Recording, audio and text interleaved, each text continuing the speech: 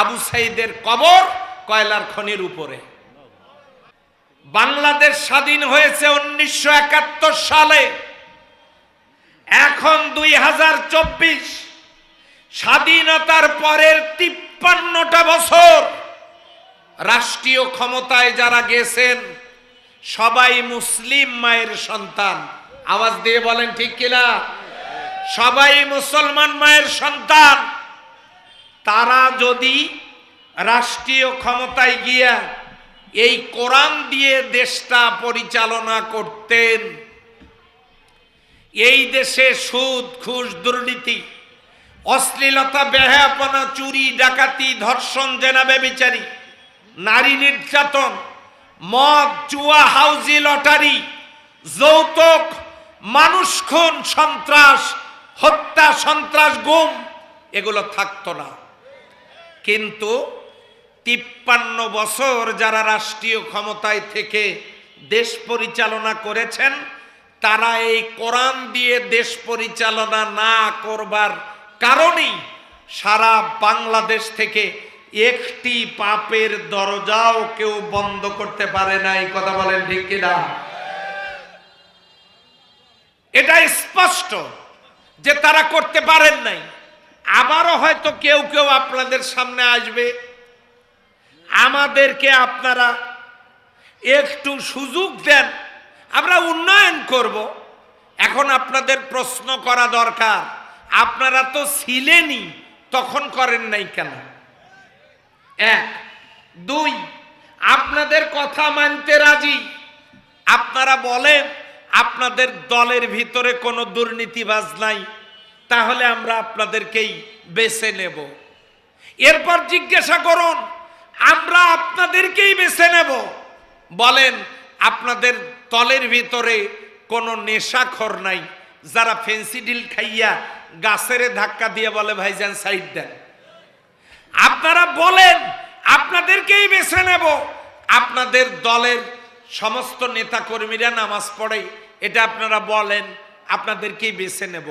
আপনারা যদি আল্লাহকে ফাঁকি দিতে পারেন, জনগণকে ফাঁকি দেওয়া আপনাদের কোনো ব্যাপারই না। কথা বলে ঠিক কিনা? সেই জন্য আমরা 53টা বছর দেখলাম কেউ আল্লাহর কোরআন দিয়ে দেশটা পরিচালনা করলো না। এখন প্রশ্ন আসতে পারে, কোরআন দিয়ে দেশ পরিচালনা হলে হবেটা কি? হবেটা কি আল্লাহ সূরা আল আরাফের 96 নম্বর আয়াতে জানায় দিলেন, ওয়ালাউ আন্না আহলাল কুরা আমানু ওয়াত্তাকাও লা ফাতাহনা আলাইহিম বারাকাতিম মিনাস সামাই ওয়াল আরদ। জাতির লোকেরা ঈমান আনার পর আমাকে ভয় করার নীতি যদি অবলম্বন করে, তার মানে কোরআনের রাজ কায়েম করে, আমি আল্লাহ তাদের জন্য আকাশ আর জমিনের বরকতের সমস্ত দরজাগুলো খুলে দেব। সুবহানাল্লাহর আওয়াজ দিবেন না? কি বরকতের দরজা খুলে দেব? সমস্ত বৈষম্য বিরোধী ছাত্র আন্দোলনের নেতা কর্মীদেরকে আমি জানায় দিচ্ছি, শুনুন, বৈষম্য থাকবে না, বেকারত্ব থাকবে না। কেমনে? সৌদি আরবে খনি 5টা, আমরা পাইপ ঢুকেলে পানি পাই, ওরা পাইপ ঢুকেলে তেল পায়। আমরা জমিন খুঁড়লে কাদামাটি পাই, ওরা জমিন খুঁড়লে স্বর্ণ পায়। আমরা এখানে আমাদের কিছুই নাই, আর তাদের এত কিছু। তাদের আছে তেল, তাদের আছে স্বর্ণ, তাদের আছে গ্যাস, তাদের আছে কয়লা, তাদের আছে পাথর, 5টা খনি। আমাদের এই বাংলাদেশের মাটির নিচে খনি হলো 7টা। কয়টা? 7টা। তার মধ্যে আমার পীরগঞ্জেই 2টা। দক্ষিণ পূর্ব এশিয়ার সর্ববৃহৎ কয়লার খনি, 9 কিলোমিটার এরিয়া জুড়ে কয়লা। আবু সাইদের কবর কয়লার খনির উপরে। দক্ষিণ পূর্ব এশিয়ার সর্ববৃহৎ এই কয়লার খনি উত্তোলনের কাজ যদি শুরু হয়, বাংলাদেশের 100 বছরের কয়লার চাহিদা পূরণ করে এই কয়লা বিদেশে রপ্তানি করা যাবে এত বিশুদ্ধ উন্নত মানের কয়লা আমার থানায় মজুদ। আমার থানাতে আর একটা খনি, লোহার খনি, দুইটা খনি আমার থানায় থাকার কারণে হিংসায় আপনারা সুবহানাল্লাহ বললেন না। কারণ আপনার থানায় খনি, সুবহানাল্লাহ আপনি বলেন, আমরা কেন বলবো? তাই তো, এই হিংসা করে কোনো লাভ নেই। আমার থানায় দুইটা খনি, 53 বছর রাষ্ট্রীয় ক্ষমতায় থাকলেন। এই খনির কাজ উত্তোলন শুরু হলে আমার দেশে বেকারত্ব থাকার কথা ছিল না। 2, সারা বাংলাদেশের বিভিন্ন জায়গায় গ্যাসের খনি। 3, আমার দেশের মাটির নিচে ঠাকুরগাঁ পঞ্চগড়ে গতকালকেই আমার প্রোগ্রাম ছিল, ঠাকুরগাঁয় গিয়েছিলাম, সেখানে পঞ্চগড়ে দেবীগঞ্জে আমার প্রোগ্রাম ছিল। আমি সেখানে বলেছি আপনাদের এলাকার পাথরের খনি, এখান থেকে পাথর তুলে দেশের ব্রিজ কালভার্ট নির্মিত হচ্ছে, বড় বড় পাথরগুলো ট্রাকে তুলে, আর ছোট পাথরগুলো মাটির নিচে ঢেকে দেওয়া হয়। এই পাথরগুলোই 5 থেকে 7 বছরের মধ্যে বড় পাথরে পরিণত হয়ে যায়। পাথরের খনি আমার দেশে। এরপরে লালমনিরহাটে ইউরেনিয়ামের খনি। ঠাকুরগাঁর হরিপুর থেকে দৈনিক 500 ব্যারেল করে তেল উঠত। আল্লাহ তাআলা আর একটা তেলের খনির সন্ধান দিয়েছেন সিলেটে, সেখান থেকে 600 ব্যারেল করে ওঠে। এই 500 আর 600, 1100 ব্যারেল তেল দিয়ে দেশ চলবে না জন্য সেন্ট মার্টিন দ্বীপের নিচে আমার আল্লাহ তাআলা বাংলাদেশের সীমানায় বিশাল বড় একটা তেলের কূপের সন্ধান দিয়েছেন। এরপরে পার্বত্য চট্টগ্রাম, এই যে আন্দোলন চলছে না, কারা? এই ইসকন। এরা কেন পার্বত্য চট্টগ্রামকে আলাদা করতে চায়? এই পার্বত্য চট্টগ্রামের পাহাড়ের নিচে স্বর্ণের খনি। এবারে হিসাব মিলান, তেল, গ্যাস, কয়লা, পাথর, ইউরেনিয়াম, স্বর্ণ, আর একটা হচ্ছে আরেকটা লোহা। তেল, স্বর্ণ, তেল, গ্যাস, কয়লা, লোহা, পাথর, ইউরেনিয়াম, 7টা খনি আমার দেশে। আচ্ছা বলেন তো, সৌদি আরব থেকে কেউ বাংলাদেশে চাকরি খুঁজতে আসে কেন? ওখানে তারা কোরআনের আইন চালু করেছিল। আল্লাহ জমিনের নিচের বরকতের দরজা খুলে দিয়েছেন।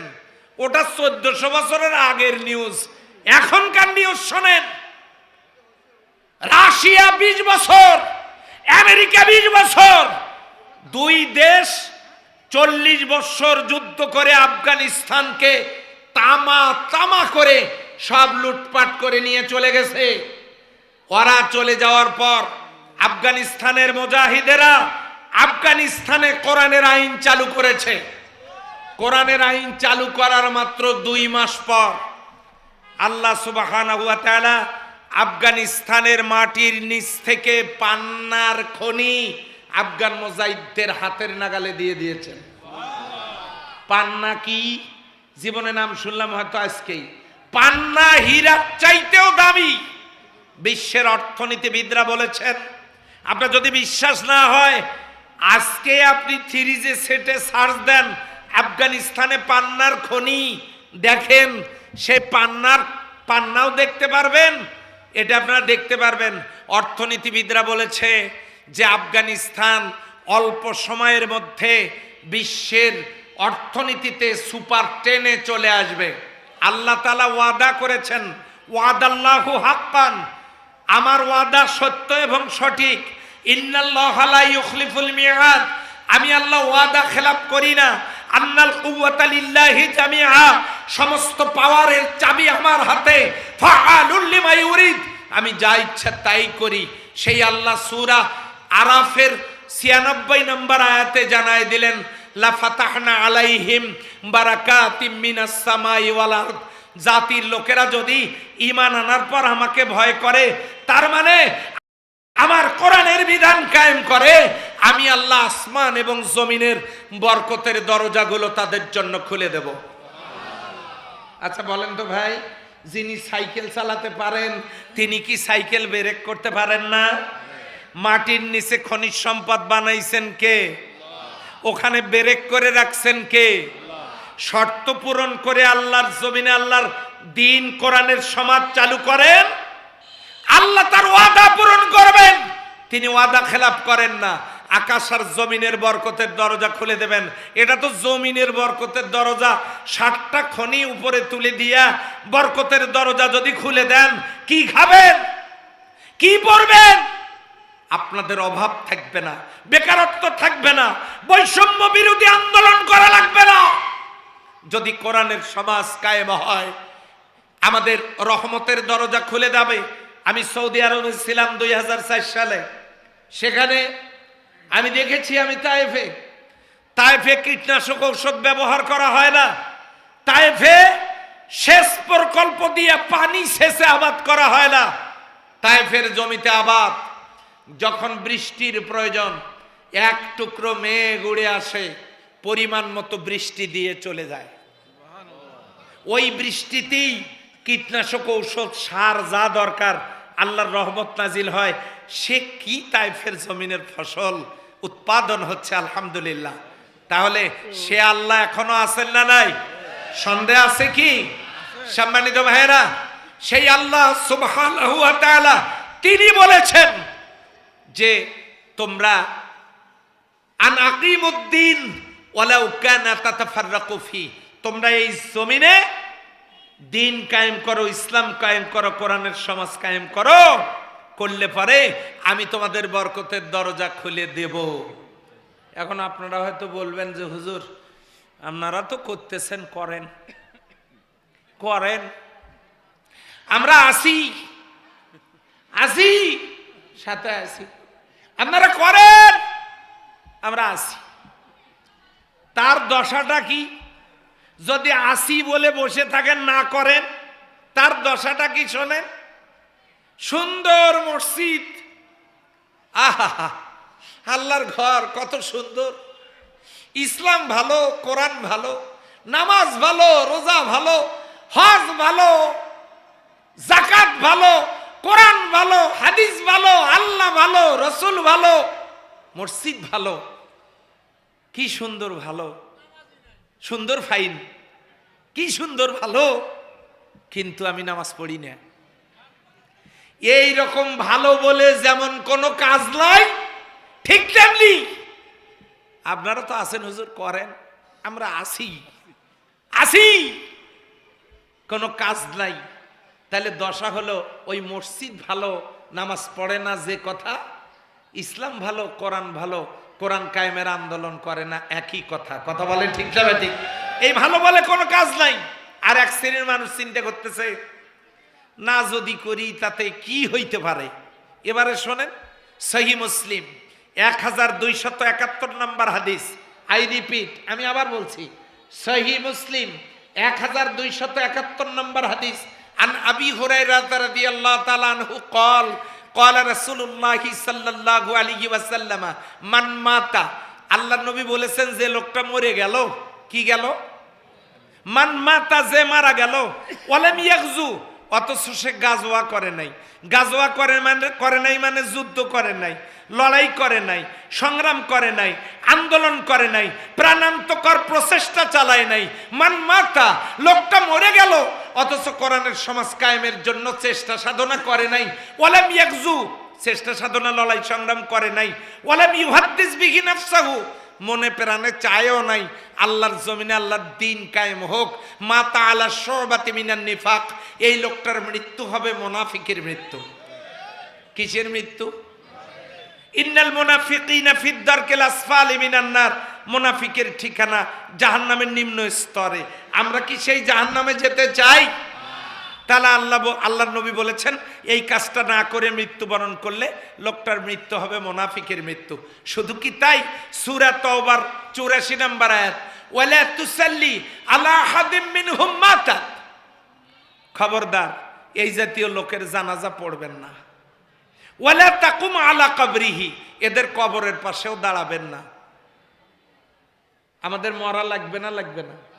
ওয়ালা তাকুম আলা কবরিহি, এদের কবরের পাশেও দাঁড়াবেন না, এদের জন্য দোয়াও করবেন না।